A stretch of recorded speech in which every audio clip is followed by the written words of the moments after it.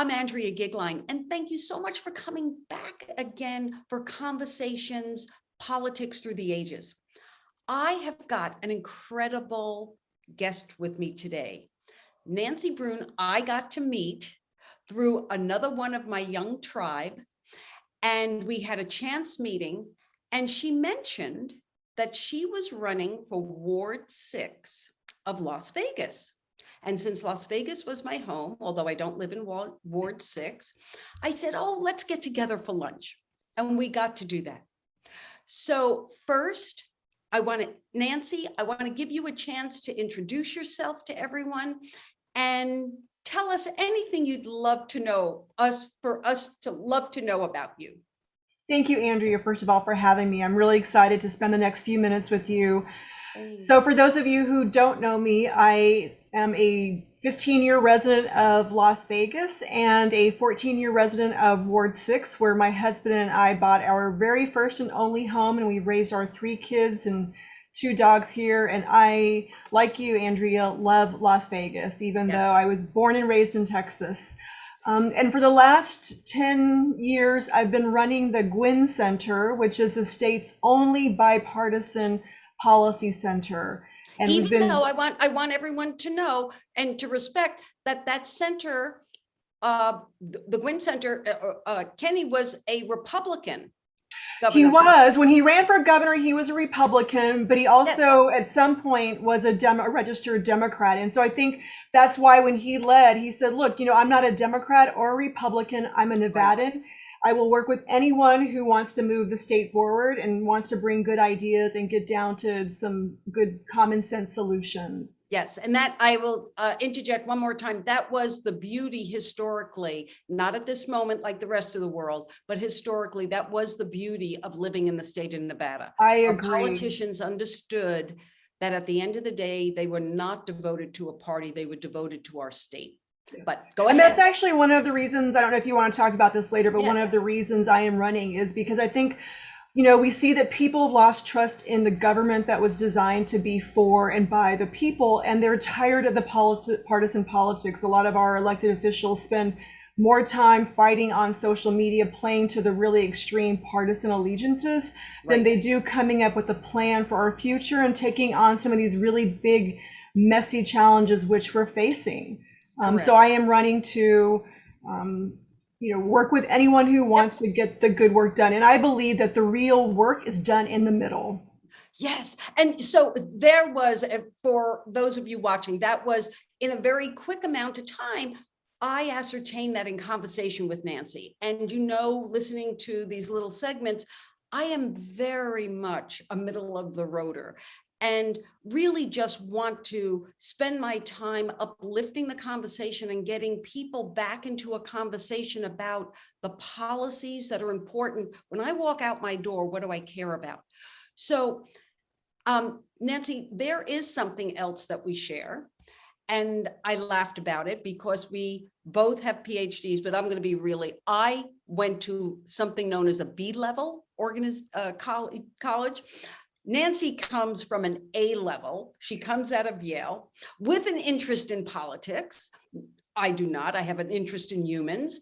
And that association, it struck me, if you listen to the other conversations, wow, through the ages, what calls a woman who has lived in a community for well over a decade, has an educational background, you started the Guinn Foundation, you were doing this incredible work. What called you to be, to run for Ward 6? And most importantly, how will your education, which is pretty darn high, help you solve the true problems going on in your ward? Mm-hmm. So that's a great question. Look, there are lots of problems facing our community. I think that became very apparent in my work at the Guinn Center. And one of our recent presidents said, the change that you want to see will not happen if you wait for someone else or some other time. Yeah. And so even though I've never considered running for office, I sort of stepped out of my comfort zone and decided to run for the seat because I do want to address some of the problems that our community is facing. So talk to us. Give me the top 3 things that you're most concerned about as a resident and as a person then who will have access to impact these things. What do you care about in your community? I think the number one issue facing our entire region is housing. We have a housing crisis that's affecting everyone. We have, there's an article yesterday about a teacher that is homeless living in her car because, with her salary, she can't afford many of the rental places. And, she's already spent $1,000 on the rental fee application. So, we have 1,400 teacher vacancies right now, and our teachers cannot find places to live, and first responders can't find homes. We have seniors and veterans actually, who are literally being forced to choose between paying for their rent or paying for prescription medicine. So we need more housing. And related to that, go ahead. So wait, just pause for a second. Is there something in your background and your education that will help you solve that problem differently? I am fundamentally, I guess, a researcher. I love research. It is true, when I did my master's at the Kennedy School, I actually studied community development and finance and worked for a housing finance intermediary. So I've been studying sort of housing for many, many years.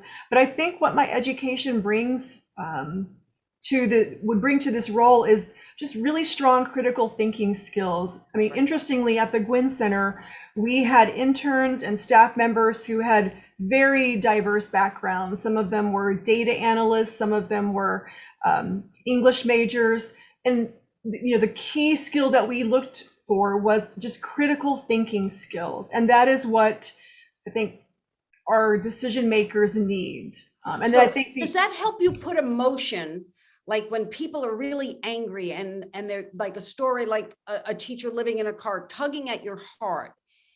Does that critical thinking actually help you step back a moment and say, what are all the facts here? What really has to be solved? Is that how critical thinking would work in that situation? Yes, and I mean, it helps you sort of think about data and look for data, look at impacts, talk to different community members, sort of think about solution sets, right? And then be analytical about how each stakeholder group might be affected, but also weigh the costs and benefits, right? Because as we know, the benefits and costs of different policies are not sort of distributed or felt evenly, right? So you have to think about how a particular policy will be implemented, and then also the unintended consequences. We see a lot of that where we come up with policies but don't truly spend enough time thinking about implementation or the unintended consequences. So just sort of being able to take a step back and think through all of that. One of the things that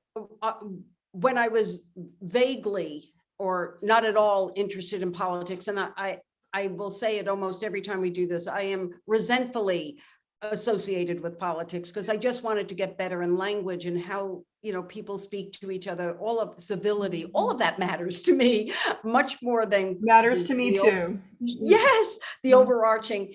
But one of the things that's so interesting is when you have an issue like a teacher's in a car, living in a car, that issue actually has so many other parts to it. And the community needs the teachers. It's saying that our housing prices are too high. And you've got a person who then becomes homeless. So you're attacking, there's so many different parts of the problem to try and solve. Mm-hmm. If you had a magic wand and you were now the council person for Ward 6, what are some of the things that you believe could help solve that particular problem? With respect to the teacher, I mean, I'll answer that first. I think there's additional problems, but with respect to the teacher, we need to build more housing. Thinking about sort of looking at our zoning laws and how we can maybe relax some of them, right, to build more quickly, if you will, right, or even do infill projects and offer incentives to build out some of the infill spaces. We need more community development corporations, which can actually host some of these community development, housing development projects. For a city our size, we lack community development corporations, which are sort of, What are those?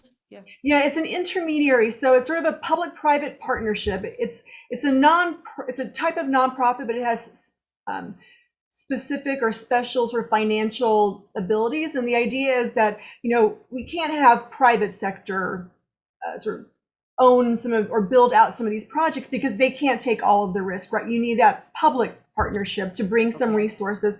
But, oftentimes the public sector or government is not really good at managing projects. So if you have that intermediary that specializes in development, they can bring in all the different stakeholders, be creative about funding, and build out a community with community stakeholder input.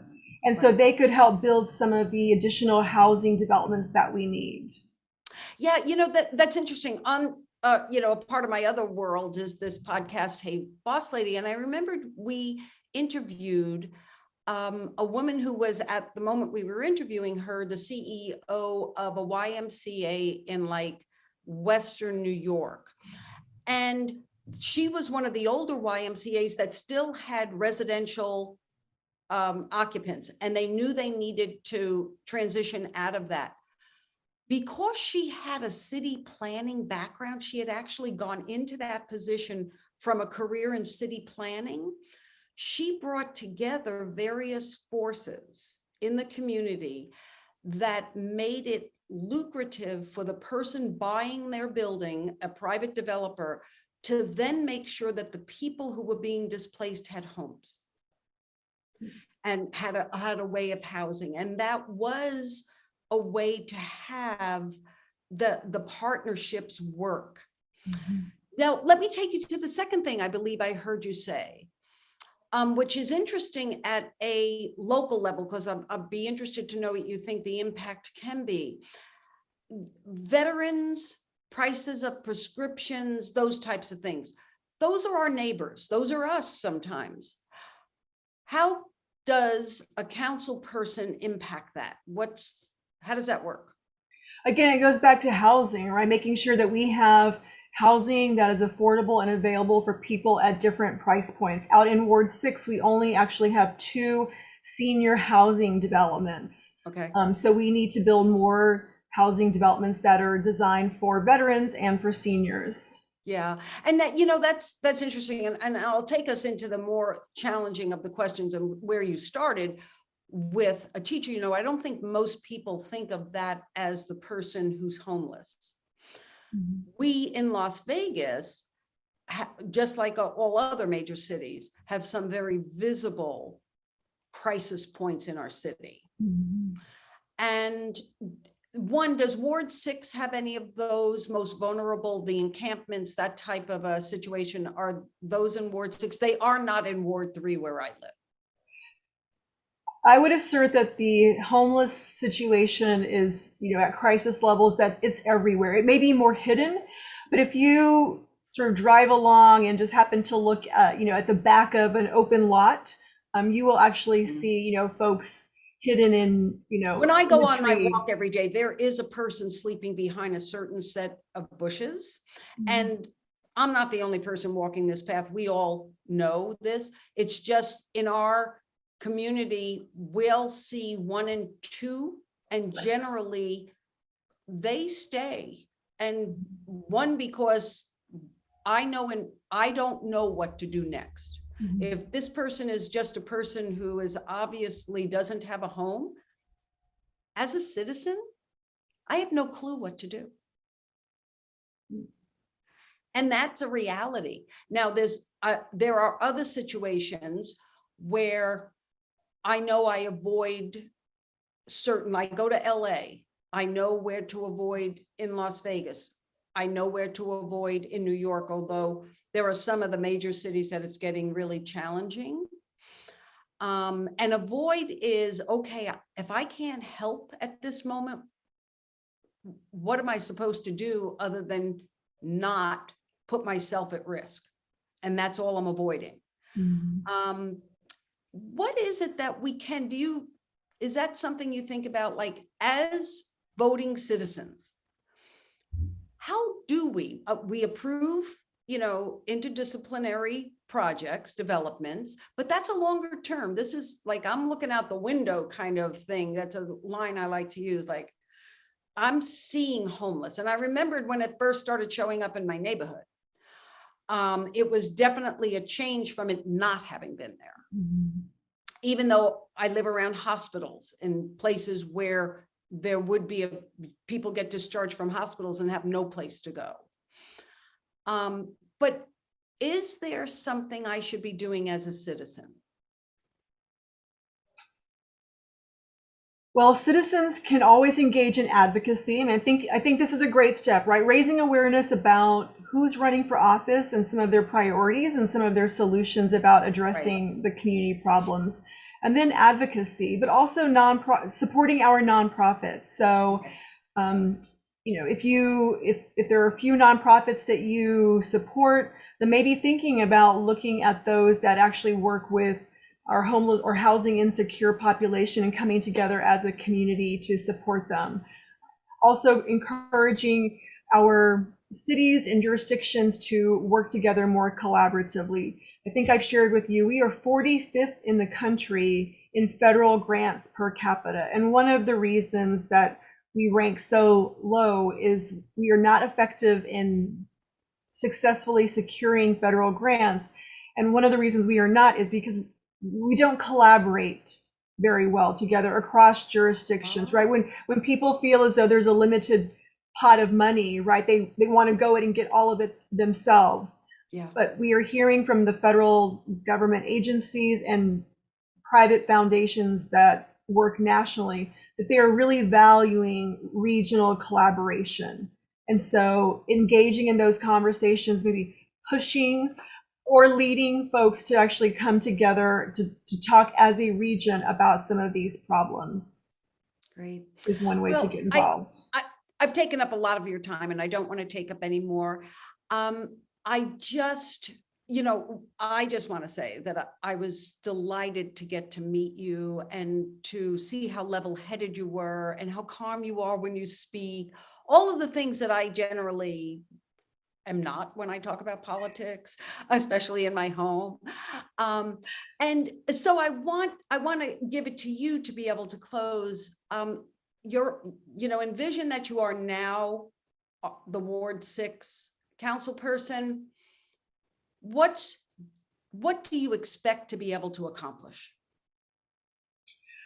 I intend to take on some of these big problems and lead the regional conversations. And I intend to govern the same way that I've been running the Guinn Center, which is, being very transparent, very accessible. We have a record for, meeting with different groups as we develop policy reports and common sense solutions. So I intend to, again, I'm running intentionally for a nonpartisan seat because I want to represent everyone.